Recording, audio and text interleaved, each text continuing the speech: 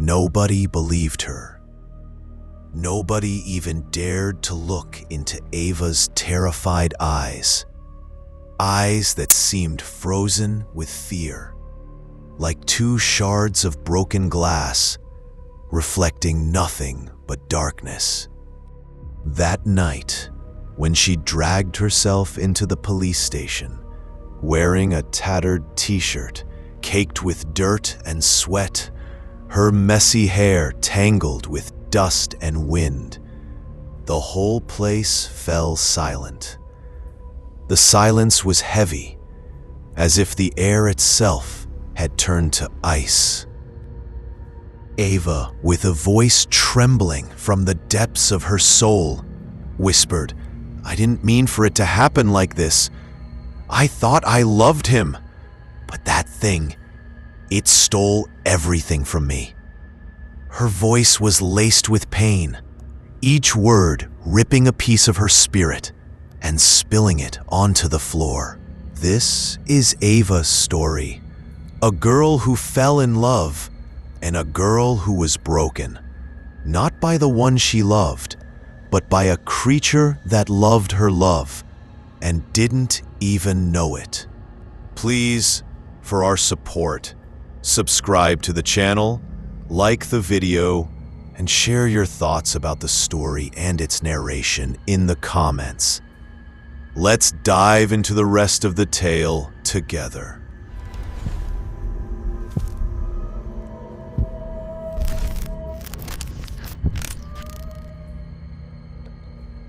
Lucas had been dealt a rotten hand since childhood, as if the world had it out for him from the moment he opened his eyes. When he was a kid, a horrific car accident took his entire family. His mom, whose perfume always lingered in the house. His dad, whose laughter made everything brighter. Even his little brother, who trailed after him with tiny giggles that filled the home with warmth. One day, it all ended. Only the wail of ambulance sirens and the stench of blood remained in his memories. From that day on, life became a dusty road full of rocks and thorns, each step leaving a piece of him behind. No family to lean on, no friends to check on him, not a single penny to buy a decent sandwich. At 17, all he owned was a torn backpack with a stale piece of bread and an old jacket that smelled more of sweat and grime than warmth. His nights were spent in frozen, dark alleys, under damp bridges reeking of sewage, or next to garbage bins crawling with rats, their squeaks stealing his sleep. Safety? Just an empty word, something he'd never even sniffed. One day, starving and shivering, he could barely stand it anymore. His stomach felt glued to his spine, his hands bruised purple from the cold. He wandered down a dirt road in the middle of nowhere, a place so desolate, not even birds bothered to fly overhead. Just the howl of the wind and the crunch of dirt under his feet. That's when he saw it, an old, dilapidated house, a crumbling structure that looked like it hadn't been touched in a century. Its windows were shattered, glass scattered on the ground, glinting faintly in the moonlight. The house was groaning. The air was thick with the smell of mold and dust, but beneath it was something else, something strange, like the stench of death, something that didn't belong.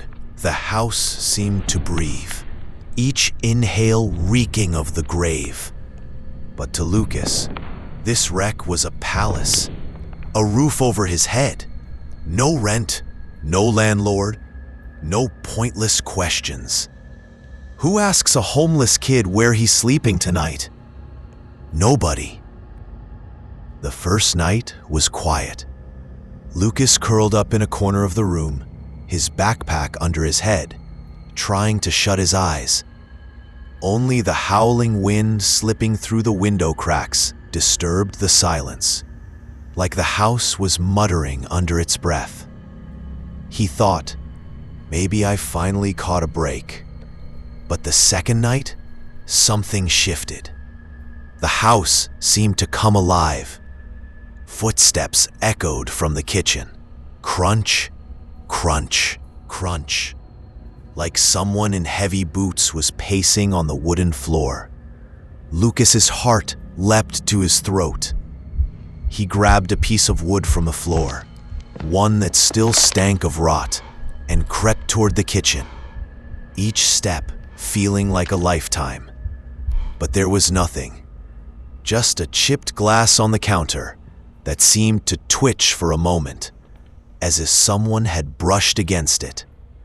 He told himself, calm down, it's the hunger, you're hallucinating.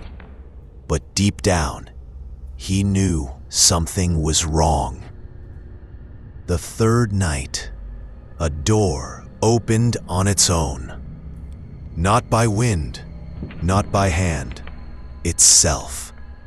Lucas froze, sitting in the middle of the room, staring as the door creaked open slowly with a low, mournful groan. Moonlight spilled through the window, but nothing was visible. Then, with a deafening thud, the door slammed shut, as if someone had thrown their full weight against it. His heart pounded so hard it felt like it would burst out of his chest. His breath caught in his throat. The fourth night, a vile stench filled the house.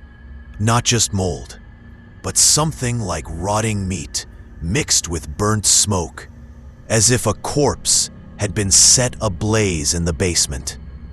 The smell was so thick, Lucas felt like he was choking. He searched every inch of the house, from the damp basement reeking of dead earth to the crumbling cabinets covered in cobwebs, but found nothing. Heavy feeling like someone was watching him from behind. The fifth night, things got worse. A wooden chair in the corner of the room jolted suddenly, not a little, but as if someone had shoved it with all their strength, one leg snapping as it crashed into the wall with a horrific sound. Lucas couldn't lie to himself anymore. This wasn't just a ruin. Something was in this house. Something alive. Something with a heartbeat. Something that breathed. But where could he go? Back to the freezing streets crawling with rats? Under bridges stinking of sewage? This cursed house was all he had. One night, the whispering drove him to the edge. It was like 100 voices muttering in the walls, but no words were clear. Just a vague, eerie murmur, like the whispers of the dead. Curled up in the corner, staring into the dark, his heart raced, his hands ice cold, as if the blood in his veins had frozen. Then, a shape formed before his eyes, like black smoke, slowly coalescing into a figure. At first, he thought it was his imagination, but no, it was real. A Jinn girl, her skin gray as if crafted from graveyard ash. Her eyes were black, endless voids that seemed to suck your soul in with no way back. Her long hair floated, as if suspended in an invisible sea, though there was no water. In a soft, icy voice, like the whisper of wind on a frigid night, She said, "You're mine now." Her voice came from another world, a place no light could reach. Lucas's tongue was tied. He wanted to scream, to run, but his legs felt glued to the floor, as if the house wouldn't let him move. The Jinn girl said her name was Lila. Lila, a name that seemed to rise from the heart of darkness, a place even the moon wouldn't dare shine upon. That night, Lila didn't do anything, didn't say anything to scare him further. She just stared at Lucas, her black eyes piercing through to his soul. There was a strange kind of love in her gaze, a dark love that chilled the heart instead of warming it. Then she vanished, like smoke dissolving into the air. But Lucas could feel her lingering in the walls, in the shadows, in the heavy air that grew tighter with every breath. The days that followed brought strange happenings. One morning, Lucas woke to find a fresh loaf of bread on the kitchen table. Warm, soft, smelling of butter and fresh dough, like it had just come from an upscale bakery. He hadn't eaten anything but potato peels and garbage for a week, so he hesitated. Who left this here? But hunger won out.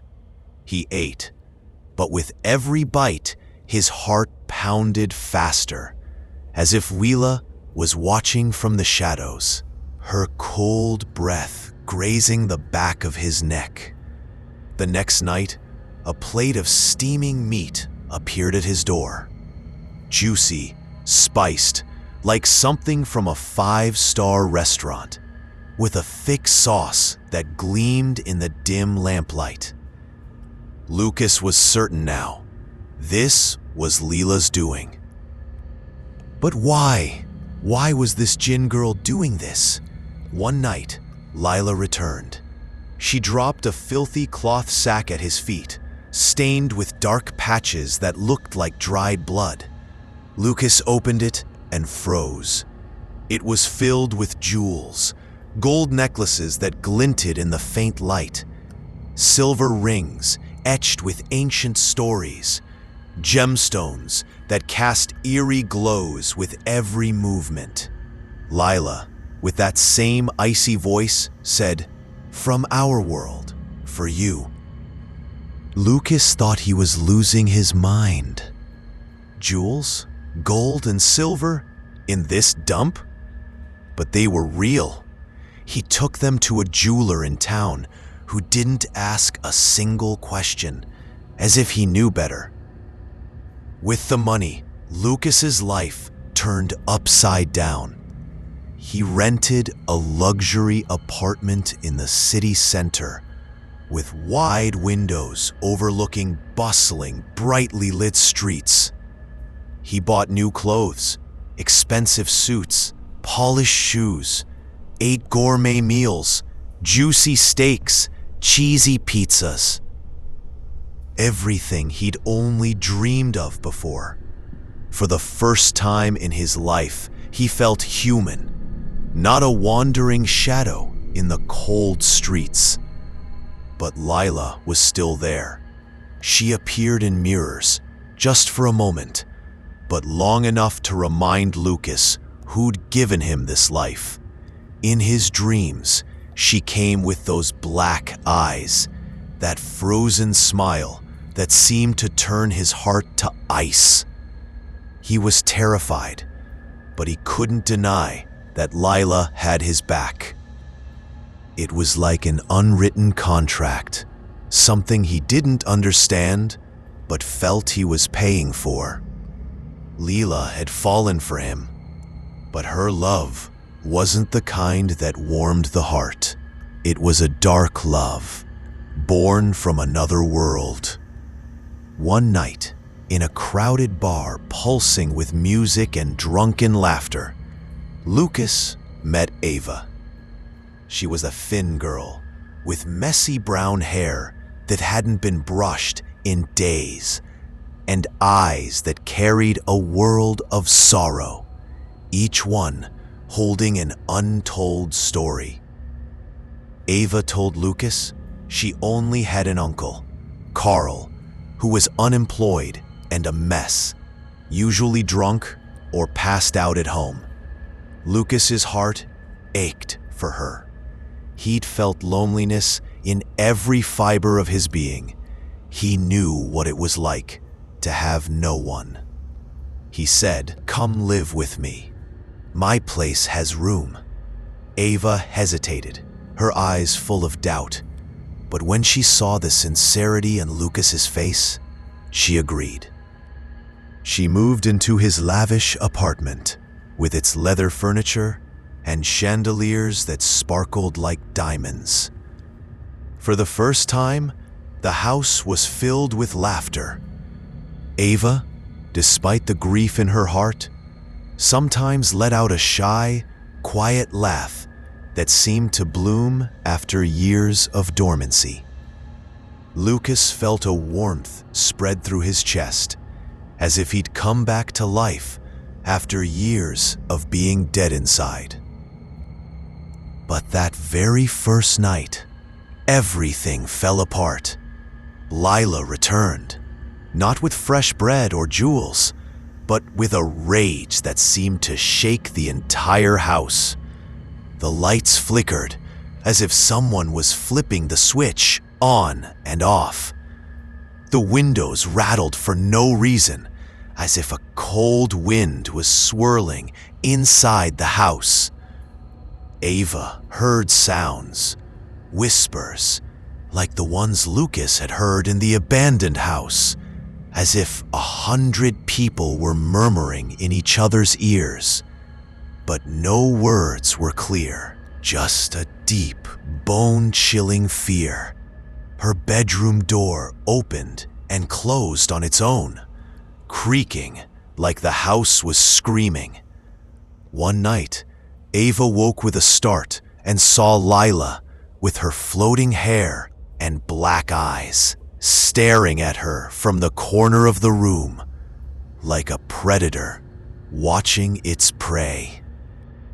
Her heart pounded so hard it felt like it would burst. Her breath caught in her throat. She told Lucas, but he didn't want to believe it.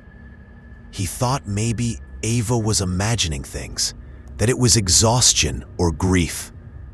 But he knew deep down it was Lila, and she was furious because she loved Lucas and didn't want Ava in the picture. One night, the large mirror in the living room shattered on its own.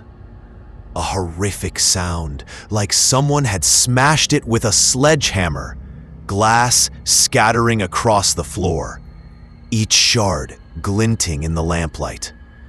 No one was in the house, but it felt like the house itself was screaming.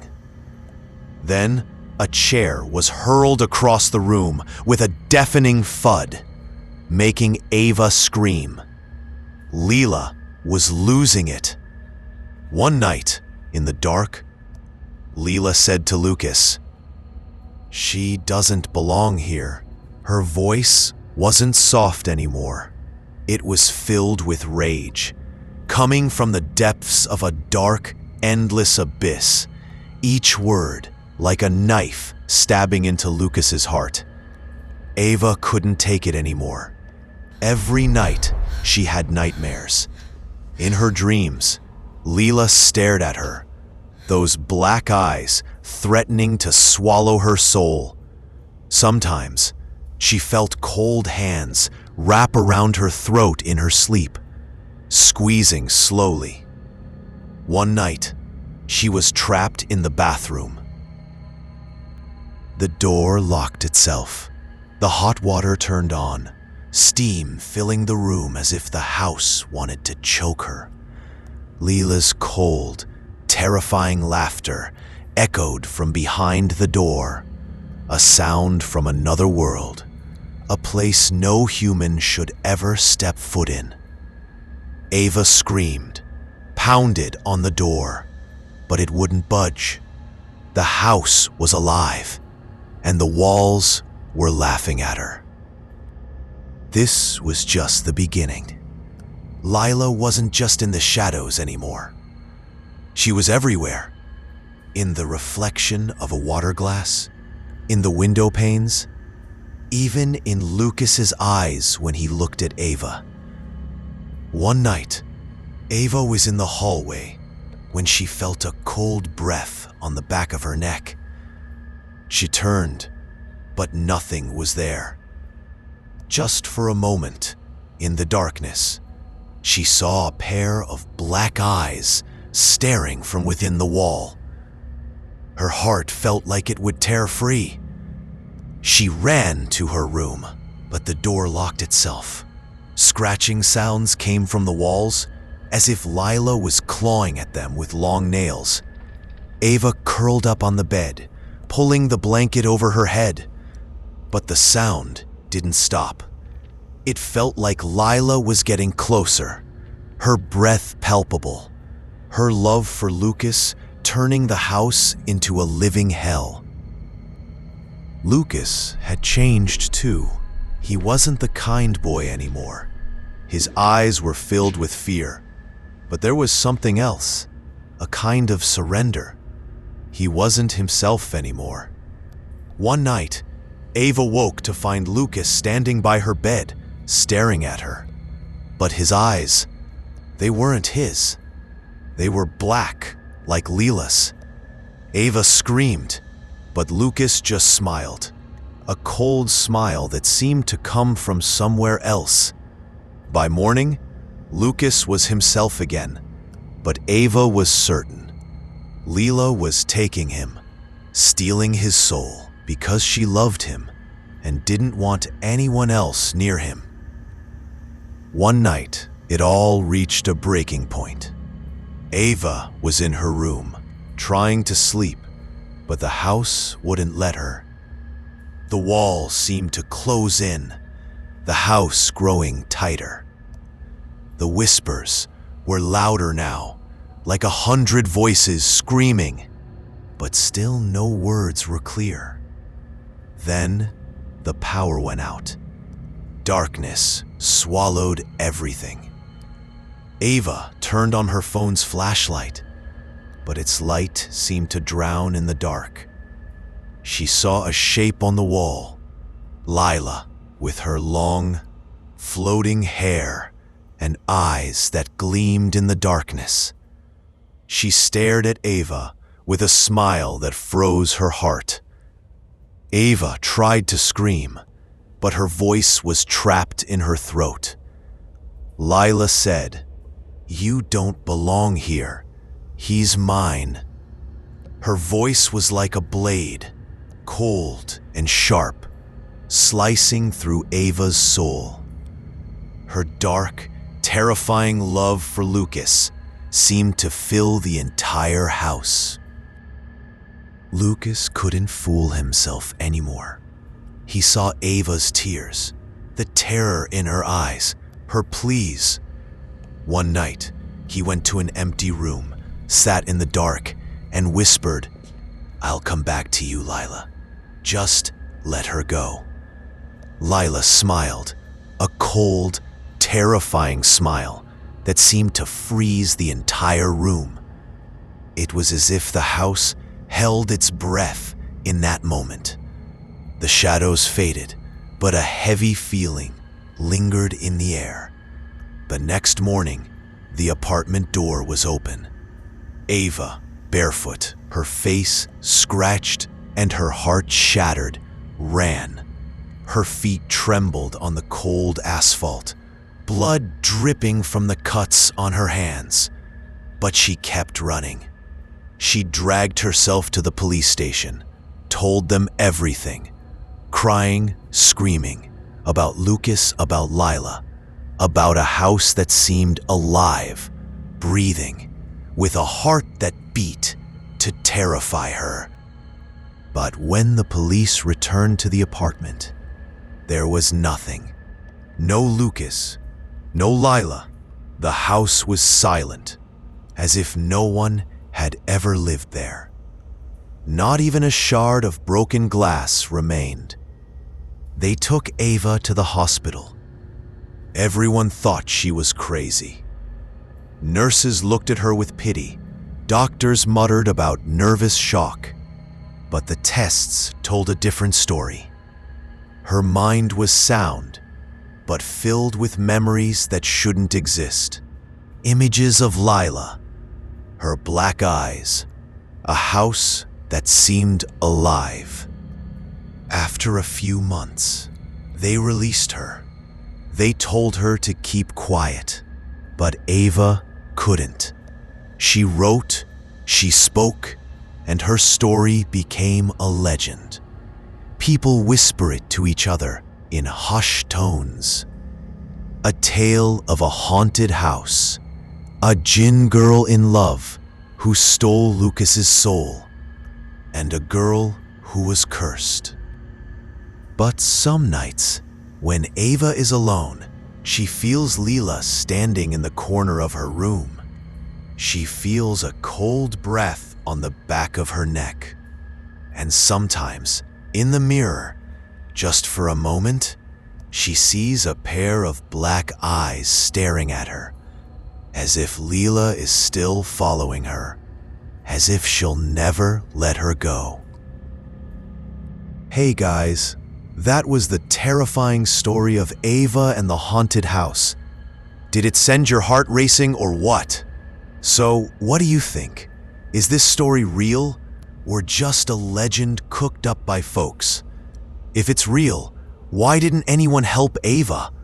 Why did everyone think she was crazy? And if it's real, why is Lila still after her? Or maybe Ava really had something messed up in her head.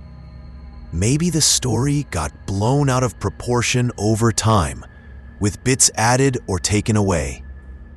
What's your take? Drop it in the comments. And if this story totally creeped you out, smash that like button and subscribe for more chilling tales like this.